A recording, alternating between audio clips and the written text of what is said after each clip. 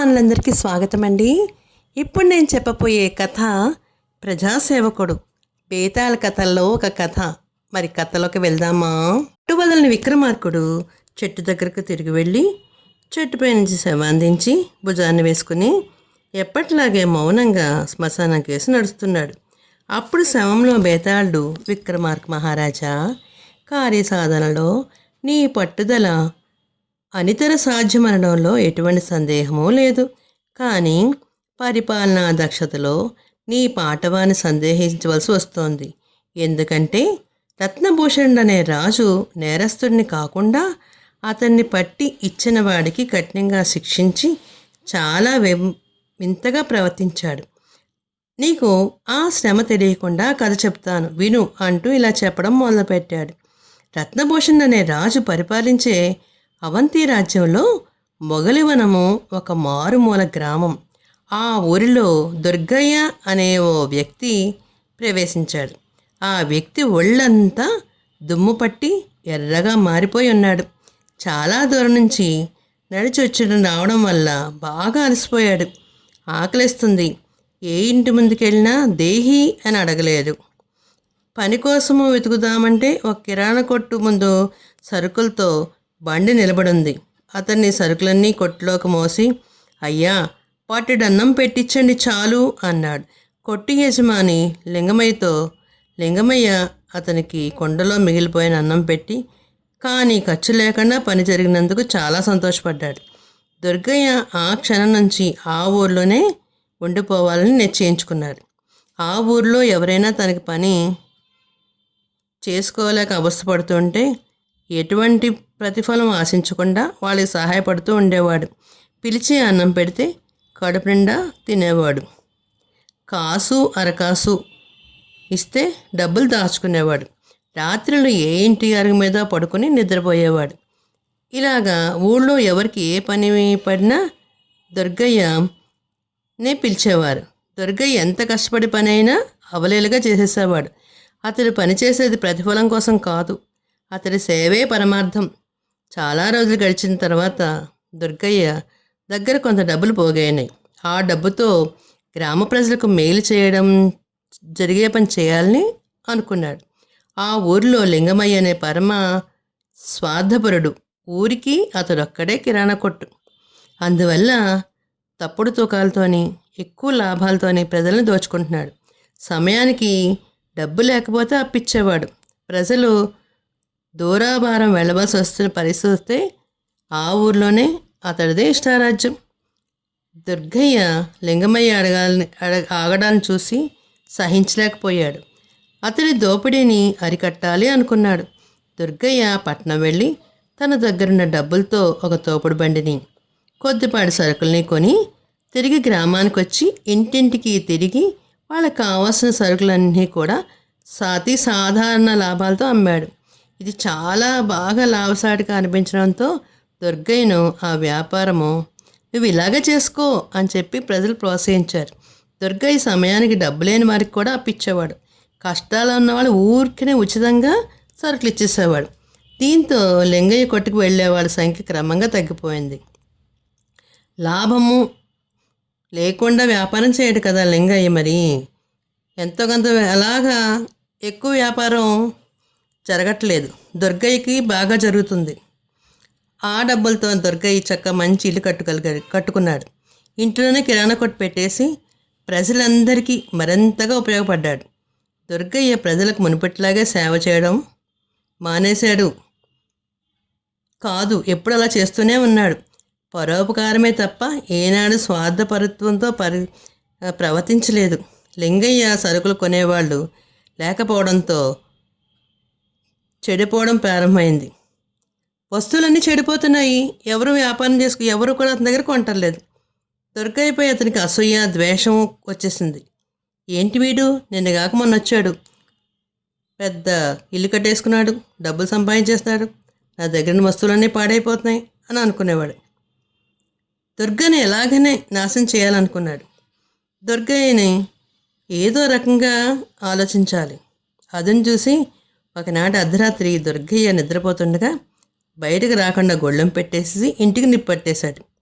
మంటలు ఎగిసిపడటంతో ప్రజలందరూ మేల్కొని రక్షిద్దామంటే దుర్గయ్య తీవ్ర గాయాలతో స్పృహ కోల్పోయి ప్రాణాపాయ పరిస్థితిలో పడ్డాడు. ప్రజలు అప్పటికప్పుడు బండి కట్టించి పట్నం తీసుకెళ్ళి దుర్గయ్యను వైద్య కళాశాలలో చేర్పించారు. ప్రజలందరూ కూడా అతడిపైన ఏడుస్తూ తన ఆత్మీయుడికి సేవ చేస్తున్నట్టు చేయడం మొదలుపెట్టారు. వైద్యం వల్ల, ప్రజల ప్రార్థన వల్లేమో వీళ్ళు చేసే సేవల వల్ల దుర్గయ్యకి ప్రాణగండము తప్పింది. నెమ్మదిగా కోలుకున్నాడు. దుర్గయ్య కోసం అంతమంది ప్రాకులాడము పక్క పడక ఉన్న ఒక రోగికి ఆశ్చర్యం వేసింది. అయ్యా, ఇతడు ఏమన్నా మీ చుట్టమా అని అడిగాడు. కాదు, ఇతడు మా పాలిట దేవుడు. ఇంత గొప్ప వ్యక్తిత్వం గల వారిని మేమెప్పుడూ చూడలేదు అన్నారు ఆ ఊళ్ళోన గ్రామస్తులందరూ. అయ్యా, ఇదంతా నాకు తెలియదు, కానీ ఇతన్ని పట్టి ఇచ్చిన ఆచూకి తెలిపిన 10,000 రూపాయల బహుమానం లభిస్తుంది. ఇతడు ఒక పెద్ద గజదొంగ. ఇతడి పేరు దుర్గయ్య కాదు, మల్లన్న.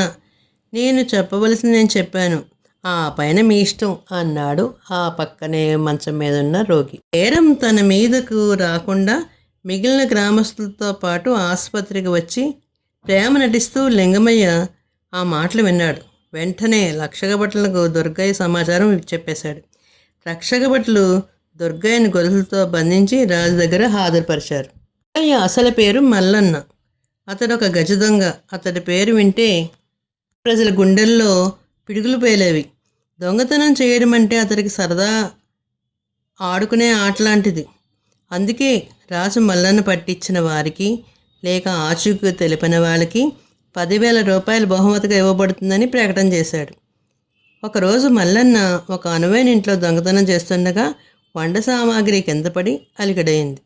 ఆ అలికిడికి ఇంటి యజమాని మేల్కొని దీపం వెలిగించాడు. మల్లన్న పారిపోయే ప్రయత్నంలో కాళ్లకు దీపం అడ్డుకొని అది కింద పడిపోయి ఇల్లంతా వ్యాపించి ఇల్లు అంటుకుపోయింది. ఆ ఇంటి యజమాని, అతని భార్య, 4 పిల్లలు రక్షించారు. ఒక్క ఆడపిల్ల మాత్రం ఇంట్లోనే ఉండిపోయింది. అప్పటికే మంటలు ఇల్లంతా చుట్టుకుని పెద్ద ఎత్తున ఎగిసిపడ్డాయి. అయ్యో, పసిపాప అగ్నికి ఆహుతైపోయిందే అంటూ ఆర్తనాదాలు చేస్తున్నారు, కానీ ఇంట్లోకి ఎవరూ వెళ్ళలేకపోయారు. అప్పటికే గ్రామం దాటిన మల్లన్న ఆ కేకలు వినిపించాయి. ఆ కారణంగా అభసొమ్మం తెలియని ఒక పసిపిల్ల ప్రాణాలు కోల్పోయిందే అని బాధపడ్డాడు.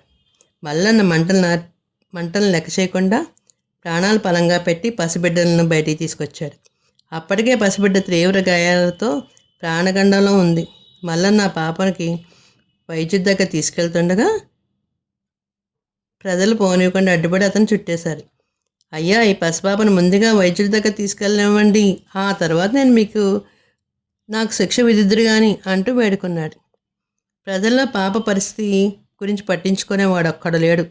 అందరూ కలిసి మల్లన్నకి ఇష్టం వచ్చినట్టు కొట్టేశారు. మల్లన్న ఎలాగో ప్రజల బారి తప్పించుకుని పారిపోయాడు. వైద్యం సకాలంలో అందక పాప చనిపోయింది. పసిపాప మరణంతో మల్లన్నలో పరివర్తన వచ్చింది. ఇక మీదటి ఈ వృత్తి చేయకూడదు అని వదిలేసి ఎటువంటి స్వార్థం లేకుండా ప్రజలకు సేవ చేస్తూ జీవించాలని నిర్ణయించుకున్నాడు. అంతవరకు తాను దొంగిలించి కూడబెట్టిన సొమ్ములను పేదలకు దానంగా ఇచ్చేశాడు. ఏమాత్రం తెలియని మారుమూల గ్రామం అయితే బాగుంటుందనుకుని మొగలివరం చేరుకున్నాడు. మల్లన్న దొరికాడని అతడి వల్ల నష్టపోయిన వాళ్ళంతా రాజసభకు హాజరయ్యారు. వీళ్ళందరూ మూకమ్మడిగా మల్లన్నను ఉరి తీయవలసిందిగా అందరూ కూడా చెప్పారు. అదే సమయంలో మొగలవనం ప్రజల స్త్రీలు, పురుషులు, పిల్లలతో సహా అక్కడికి వచ్చారు. వాళ్ళందరూ మల్లన్న దేవుడు లాంటి వాడండి, ఏ చిన్న శిక్ష విధించవలసింది అవసరం లేదు, అతడి కోసం మేమంతా ప్రాణాలు అర్పించాలని నినాదం చేస్తున్నాము. పైగా లింగమయ్య కఠినంగా శిక్షించాలని కోరారు. ప్రజల్లో ఈ విభిన్న ధోరణి చూసి రత్నభూషణుడు ఆశ్చర్యపోయాడు. రత్నభూషణుడు మల్లన్న నేరం జీవితం నుంచి పరివర్తన చెందిన వైనము తెలుసుకొని విచారించాడు. ఆ తర్వాత మల్లన్న పట్టించిన లింగమయ్యకు బహుమతిగా ఇవ్వపోగా 4 సంవత్సరాల కఠిన కారాగార శిక్ష విధించాడు. మల్లన్నను వాణిజ్యాధికారిగా నియమించారని ప్రకటించారు. ఆ పదవి ద్వారా వ్యాపారస్తుల ధరను తగ్గించాలి, సమానమైన రేటుకి అమ్మాలి అని. అప్పుడు మల్లన్న రాజు రత్నభూషణుడితో, మహారాజా, నేను మొదట నేరస్తుడిని కావున నా నేరానికి తగిన శిక్ష విధించండి. ఆ శిక్ష అనుభవించిన తర్వాతే ప్రభుత్వ అధికారిగా పదవి స్వీకరణ చేస్తాను, నాకు ఎటువంటి అభ్యంతరం లేదు అన్నాడు. మల్లయ్యన్న అభ్యర్థనకు రత్నభూషణ్ ఎంతో సంతోషించి అతడికి 6 నెలలు కఠిన కారాగార శిక్ష విధించాడు. శిక్ష అనుభవించిన తర్వాత మల్లన్న ప్రభుత్వాధికారిగా నియమించాడు. బేతాళి కథ చెప్పి, రాజా, రత్నభూషణుడు తన ప్రకటనకు తానే కట్టుబడకపోవడం వల్ల భవిష్యత్తులో అతడి ప్రకటనలకు విలువ ఉండదు. అంతేకాదు, నేరస్తులను పట్టి ఇవ్వడానికి ఎవరూ ముందుకు రారు. రత్నభూషణ్కి ఆ మాత్రం పరిజ్ఞానం లేదా? ఇకపోతే మల్లన్న ప్రవర్తన మరీ వింతగా ఉంది. ఎందుకంటే రాజుగారి పదవి ఇవ్వకపోతే ఎవరైనా సరే వెనక ముందు ఆలోచించకుండా స్వీకరిస్తారు. కానీ మల్లన్న శిక్షణ కోరడము పిచ్చివాడి చేష్ట కాదా? ఇందులో మర్మమేమన్నా ఉందా? నీ సమాధానం తెలిసి చెప్పకపోయావో నీ తల 1000 ముక్కలవుతుంది అన్నాడు. దానికి విక్రమార్కుడు, మొగలవనం గ్రామస్తులందరితో పాటు లింగమయ్య కూడా మల్లన్న చాలా ఉత్తముడని తెలిసి అతడిపై హత్యా ప్రయత్నం చేయడం, ఆచూకీ తెలపడం అతని స్వార్థానికే పరీకాష్ట. మల్లన్ను పట్టి ఇవ్వడం ద్వారా దేశానికి మేలు చేయాలని ఉద్దేశంతోనూ అతనికి ఎంత మాత్రమూ లేదు కాబట్టి అతడు శిక్షార్హుడే. ఇకపోతే నేరస్తుడైన అధికారి తన అధికార పరిధిలో నేరస్తులకు శిక్షించాలంటే అతనిపై పడిన మచ్చ అడ్డు వస్తుంది. అటువంటి అధికారి ప్రజలకు విమర్శకు గురిగాక తప్పదు. తన నేరానికి తగిన శిక్ష అనుభవించడం ద్వారా అతడు ప్రజలందరికీ ఆదర్శప్రాయాలు అవుతాడు. అందుకే ప్రభుత్వాధికారి కాబోతున్న మల్లన్న ముందుగా శిక్షను కోరుకున్నాడు అన్నాడు. రాజుకి ఈ విధంగా మౌనభంగం కలగగానే బేతాళుడు శమంతో వచ్చి మాయమై చెట్టెక్కేశాడు. చిన్న కథ చెప్పుకుందామా అయితే మరి? పని దొంగ. కంచిపేటలో సుందరయ్య మంగమ్మలకు చలపతి, రఘుపతి అనే 2 కొడుకులు ఉన్నారు. ఒకరోజు నందయ్యకి ఒంట్లో బాగాలేదు. పొలం పనులు కొడుకులిద్దరికీ పనిచేశాడు. చలపతి కష్టజీవి, రఘుపతి మాత్రం పని దొంగ. కానీ తండ్రి మాటలకు ఎదురు చెప్పలేక అన్నతో పాటు పొలం పనికి వెళ్ళాడు. అన్న చలపతి రోజంతా ఎండలో కష్టపడి పనిచేస్తుంటే రఘుపతి పొలం గట్టను చల్లటి నీళ్ళ హాయిగా నిద్రపోయేవాడు.